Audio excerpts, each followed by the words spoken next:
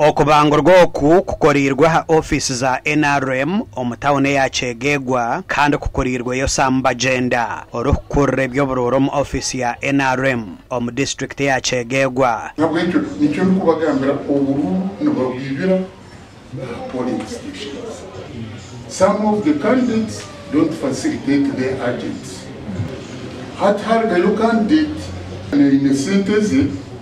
you ngo muntu arukumwe wija muheta ikintu cyo kibagambira bagambi banaka yowe katwashaba nabandi nanisha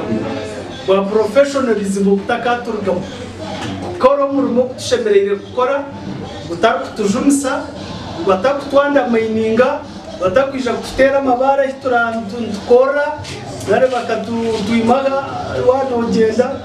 munywana wanje rero ndade bakakwima ako kunywana ari bakakutera amabare. Lieutenant Wilson Byabona chairman wa NRM ahabwa district age ashabire ba registrar bamagombora okwehara okugwera rubajo barano kimanyi ino muntu okutajika ntabogono member wange wa parliament rundi onu police muteko kuba neutral ahabwa kwehara emivuye yabiro mu karora kahwire aha murundo ogu nibija katera hashaha zimwe kandi otari mu register tari kwija ketabamo tugenda kwikara ka registrars tuteke oburyo bwona kurora ntulinda obururu bwa buri muntu bwatungire kuruka polling station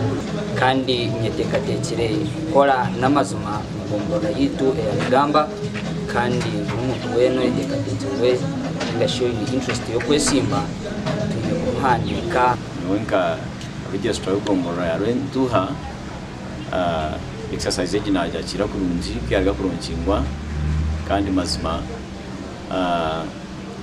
niza kukozesa mazima ngombora yanje ya rentuha omugandi abarikwenda kuhayanira entebe yo kwate bendera ya NRM batandikire kwehandikisa kwetaba mu karuru akarukoza kuterwa mwini ndarikabare mabona abakamuje to mu kanso burusere yone kurangwa bari mubona bayizumbira kwiza kwehandisa bukiko kwa NRM kandi kwembaha mutima kuranye nkunda kamwenge yanje ngobundi kamwenge kotero rutambo konka ureba nitukira kuremaremwa tonkanywa ku mutima gwanje gwa kamwenge abarokuro kuteza karuru ahabwa NRM omu district ya Kamwenge nibagira ngo kwehandikisa kutandikira ebirabiro nabena kandi nukwija kwa ebiro 30 abantu bingi bakwijumbiramo haza baratekereza exercise neye kiro kimwe congo nico tanapu yabera nyingi kunkani ngeza kubamanyisa ngo exercise yatandike birabire na bina iraza gukome biro 30 kandi hari abo bona omuntu weno yikirizibwa kwesimba aha kafuraga beara wa LC1